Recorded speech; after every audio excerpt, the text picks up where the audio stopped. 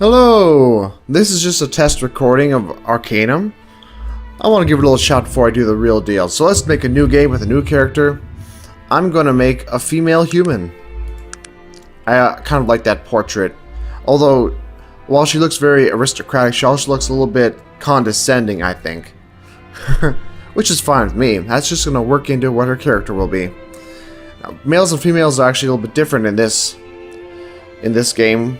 So the males are, as you see, strength 8, constitution 8. So they're just kind of baseline. While females get, well, not dwarves, females get a bonus to constitution, but a negation in strength, which I think kind of makes sense. It's cool that they have something different between them.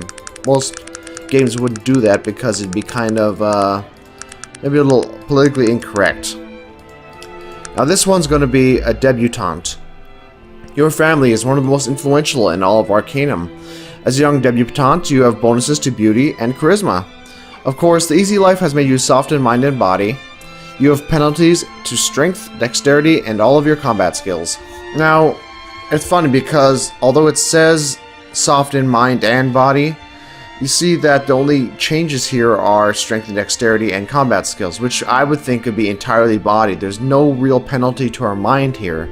It's like they intended the penalty to be more, but they didn't. It really seems that way, because generally, most of these backgrounds give you a pretty nice penalty at a huge detriment, or a minor penalty at a moderate detriment. They're rarely balanced 50-50. They kind of help you towards a certain kind of character, but at a cost. Now, the cost here is pretty insignificant. 1 point in strength, 1 point in dexterity, that's almost nothing. Very insignificant. And combat skills, we're not even going to be using them anyway because we're going to be going for magic. So, for that, we get 6 bonus points. You know, it just, I don't know. Seems a little unbalanced there, but I'm going to go with it. I'm going to call her Belle. Not Bella. Belle. Alright? I'm going to increase her beauty, which affects how people react to us when they first see us. And charisma, which affects how we can react to other people, basically. And with the charisma, I can increase my persuasion. I could put it up 3 points, but I'm going to hold off for now. Just 2 is good for now, because I want, under magic, to get the harm spell under necromantic black. Necromantic black is basically dark necromancy, and there's light necromancy. The white is, as you can see, healing spells and eventually resurrection. While the dark is harming spells, conjuring spirits, and summoning undead, that kind of thing. And most Let's Plays go for technology, but I'm going to go for magic for 2 reasons. For one, it's just easier, and for another, because the technology kind of requires you to have some physical trait for it to work off of. While magic, it's magic. It just works, right? So you can just cast a harm spell and it takes down your fatigue. At the cost of fatigue, it will harm the creature just like that. Well, under technology, you could make yourself like a gun or something. But what good is it if you can't use it? And in order to use it, you need a high dexterity, I believe. Either that is or it's perception, but I think it's dexterity. So, where we got it? Yeah, here we go. We got firearms here. Oh, okay, it does take perception. You can see down there, minimum perception to raise 6. All right, but we're not gonna do that. We're gonna go for magic. It'll be easier that way. I think she deserves a better dress than this kind of frumpy little thing. So, let's get her something a little prettier. Also, plenty of potions. Potions are kind of the magic side of things. If you're a very highly based in technology, you won't even be able to properly use potions. They will just kind of have no effect whatsoever. While these healing salves are considered to be the technology version of a healing potion, which is funny because all they really are is just a mortar and pestle with some mushed herbs in them. You know, how much technology is really involved there. Just simple tool use, that's all. And yet, if you're very high magic, those would do nothing to you, which is kind of funny. But oh well, we can roll with it. And let's begin.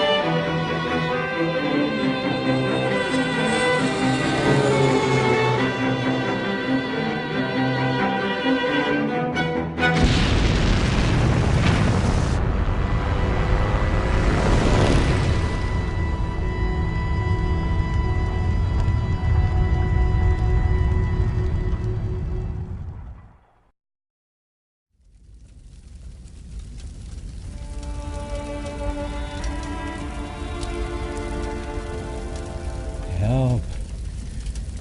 Help me, please. Oh, thank you, my friend. I haven't got much time. You must find the boy. Find the boy and give him back his ring. Now, he will know what needs to be done.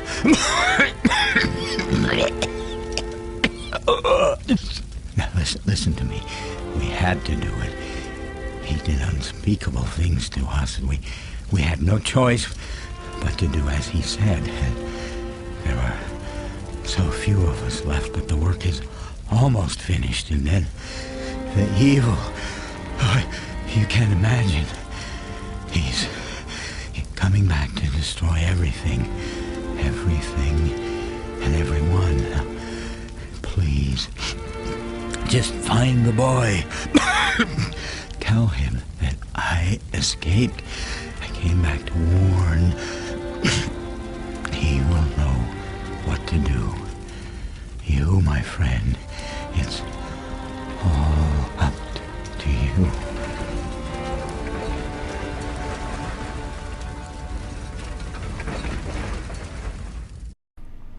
I can't believe it. I mean, you and then the Zeppelin and the fire.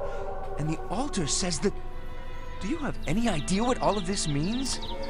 Okay, so we just survived, and miraculously survived, I might add, an enormous crash of this gigantic flying machine. This gigantic blimp, Zeppelin.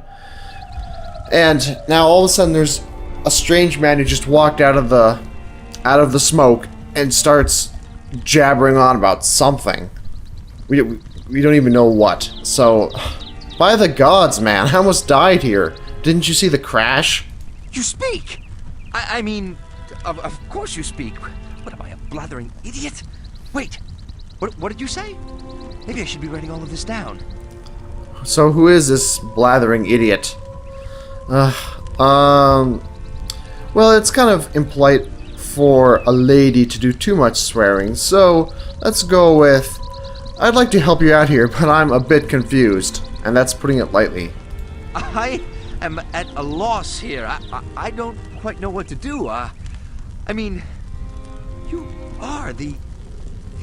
Oh, of course you are. I mean, you do know who you are, right? Of course you do. What sort of brainless, half-baked question is that? What do you call yourself? I'm beginning to think this guy escaped from a mental institution or something. Mental institution, yeah. Oh boy. Am I being unclear? Your babbling is incomprehensible. And that's, again, putting it very lightly. please, forgive me. I'm making a bloody mess of this whole affair. My name is Virgil, madam, and I'm new to the Panari religion. Your religion, and I...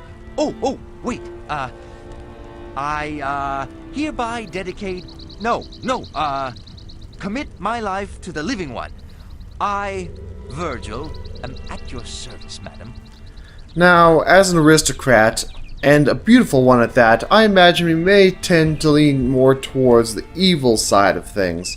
Not just because we're an aristocrat, mind you, but I don't know, I think that works for this portrait and this background of this character, so it could be interesting. And I think we've also got a little bit of a pride streak, so to speak. So, yes, rise. You may rise and serve me, loyal Virgil. Listen, madam. I may be new to the Panari, but that does not mean that this morning was my first sunrise. Are we clear on that? I can see that you're as muddled about all of this as I am, and I don't appreciate being made a fool of. Keep that up, and I'll tell you where you can stow that living one rubbish. Madam? I wish you would stow that rubbish, but whatever. Let's see. Fine. Just tell me what all this living one talk is about. Yes, of course. You see, you're him. I mean, the reincarnation of what's his name? I can never remember. And I'm always getting him mixed up with the other fellow, the bad one. You, well, you know how all of those old elven names sound the same. I don't think I'm quite getting the gist of it, Virgil. Yes, right. Just give me a moment here. You see, the Panari, that's the religion that was formed around the things that he said. I mean, that you said. Oh, forget it. Let's start at the beginning. Or this beginning, since there is a lot more that came before this. You are the reincarnation of a powerful elf, who the Panari worship, and whose name is, So he's just claiming that we're the reincarnation of someone. Okay? Yes? Right. Yes, the name. Oh, wait. I remember something. It is written in the scriptures. The living one will live again on wings of fire. No, wait. I think it says, reborn on wings of fire. Oh, blood and ashes. Why do elves always have to be so damn cryptic? Uh-huh. This is a true Life of Brian moment right here, because, I mean, even though, maybe from this guy's perspective, we just survived this miraculous crash, and that's it. And yeah, we did. From our perspective, even though we've not seen it so far, we're clearly an adult lady. You know, we're a full-grown woman, so we've had a whole life up to this point. Being raised as a debutante, excuse me, a debutante. There we go. I don't know what was going on there, but anyway, so we've had a life up to this point, and you know, who knows how long? I don't recall what the age was. Maybe 21 years or something like that. So I think we've pretty much established in our minds as a character by now that we are not the living one. That was just madness, nonsense. It makes no sense. We were just enjoying our day, enjoying a nice flight, and all of a sudden, boom, crash, and then this nut job. So I think our patience is starting to wear thin. Nevertheless, do the scriptures speak of a dying gnome and a ring? I don't know about the ring, but this business about the evil one returning. As I've said, I don't know a whole lot about the Panari prophecies, but I think you were supposed to return and fight someone evil. Bloody hell, I should know more of this. Who said anything about the evil one returning? He's like, but this business about the evil one returning, we didn't say anything about that. We asked about a gnome and a ring. Unless we, between the lines, told him what this dead gnome here told us about the evil or something. I don't know. Yeah, you don't seem very well versed in the scriptures, Virgil. Blast it all! There's a damned altar around here somewhere. Look on that if you're so bloody smart. Esteemed living one, madam. Look, I'm as new to all of this as you are. I thought this was all allegorical until I saw you crawl from that flaming Zeppelin wreckage unscathed. It seems the Panari were right after all. I think you're just being presumptuous, buddy. The Panari? Who are they? Let's just ask and get this out of the way. The Panari are a religion based on the belief that you will return to destroy evil or something like that. No, wait. I think there's someone you're meant to fight. You know, that other fellow. The evil one. Oh, it's all so elven, wrapped up in fancy language and metaphors and all that. I see. You're fairly useless as a source of information. Gotta say.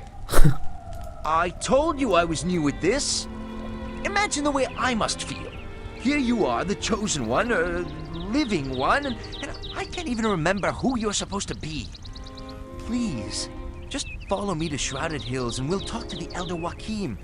He's very knowledgeable about the Panari and will know much better what to do. This guy's a little bit of a tool, isn't he? He wants us to see things from his perspective as a dude who just walks up and is making assumptions left and right. What about our perspective? I mean, look at all this. That's our perspective. We just survived a what the hell moment. And just barely at that. Our life went from, you know, great to trapped in some place we don't know, some land we didn't intend to be in, and it was just a complete mess. And he wants us to see it from his perspective. Tuh. Yeah, I'm not going anywhere with you, Virgil. Good day. Why would I go with this nut job? Look, obviously we're both involved in this whether we like it or not. Please, you must trust me. I know all of this sounds ludicrous, but if you'll just speak with the Elder Joachim, I don't want to fail him. He wants me to go with him for his sake, this stranger. Yeah, I don't think so. I'm involved in nothing. Leave me alone. Please, I need to bring you to my mentor, Elder Joachim.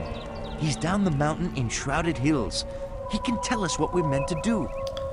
Now one of these options is to threaten him. And as much as that might be in our character, I'm pretty sure we're smart enough to realize that this strange man may be dangerous, and we're still level 1. So I think I'll just, fine, I can't get rid of you. It doesn't look like I can get rid of you, so let's go. The path out of here leading down to Shrouded Hills is down to the southeast. We'll stop by the Panari Shrine on the way out. See if it makes any of this any more clear. We should look for any other survivors before we leave, though. What do you think? Agreed. Or rather, I'm gonna pick over their bodies. Actually, no. I couldn't care less about these unlucky buggers. Let's go! Although, I'm still gonna pick up their bodies. Well, not their bodies, but what's on their bodies? Why not? We've got a passport for Preston Radcliffe, the gnome who talked to us. Isaac, whatever. He's got a camera and an anal thermometer. A rectal thermometer. Alright, here's how this is gonna go. I've got harm. And get in that quick slot there. Alright. And this will be very useful for this reason. Boom. Now, you may notice I've been getting XP each time I damaged it. Well, in this game, kind of cleverly, you get XP for hitting or damaging an opponent, not for killing it. So, that means that, on one hand, you don't have to kill something to advance in level, which is nice, especially if you suck. But on the other hand, it means that your party members can steal XP from you if they help you. So the more party members you have, the less experience you'll be getting from combat. Oh well. Oh well. It kind of encourages you to rely on yourself, but you can still get lots of experience points from quests and that sort of thing. Now, another thing that makes magic so easy, you notice over here our blue bar's been going down. This isn't mana, this is our fatigue. If it hits 0, we'll faint. Let me pick a opponent that's not too dangerous and I'll show you. I'm gonna spam this. There. See, we fell over. We fainted. Yep, there we go again. They're just kind of baseline, while females get, well, not dwarves, females get a bonus to constitution, but a negation in strength, which I think kind of makes sense. It's cool that they have something different between them. Most games wouldn't do that because it'd be kind of, maybe a little politically incorrect. Now this one's going to be a debutante. Your family is one of the most influential in all of Arcanum. As a young debutante, you have bonuses to beauty and charisma. Of course, the easy life has made you soft in mind and body. Belle. Not Bella. Belle. Alright? I'm going to increase your beauty, which affects how people react to us when they first see us. And charisma, which affects how we can react to other people, basically. And with the charisma, I can increase my persuasion. I could put it up 3 points, but I'm going to hold off for now. Just 2 is good for now, because I want, under magic, to get the harm spell under necromantic black. They're rarely balanced 50-50. They kind of help you towards a certain kind of character, but at a cost. Now the cost here is pretty insignificant. 1 point in strength, 1 point in dexterity, that's almost nothing. Very insignificant. And combat skills, we're not even going to be using them anyway, because we're going to be going for magic. So, for that, we get 6 bonus points. You know, it just, I don't know. Seems a little unbalanced there, but I'm going to go with it. I'm going to call her Belle. Hello! This is just a test recording of Arcanum. I want to give it a little shout before I do the real deal. So let's make a new game with a new character. I'm going to make a female human. I kind of like that portrait. Although, while she looks very aristocratic, she also looks a little bit condescending, I think. Which is fine with me. That's just going to work into what her character will be. Now, males and females are actually a little bit different in this game. So the males are, as you see, Strength 8, Constitution 8. You have penalties to Strength, Dexterity, and all of your combat skills. Now, it's funny because although it says soft in mind and body, you see that the only changes here are strength and dexterity and combat skills, which I would think could be entirely body. There's no real penalty to our mind here. It's like they intended the penalty to be more, but they didn't. It really seems that way, because generally, most of these backgrounds give you a pretty nice penalty at a huge detriment, or a minor penalty at a moderate detriment.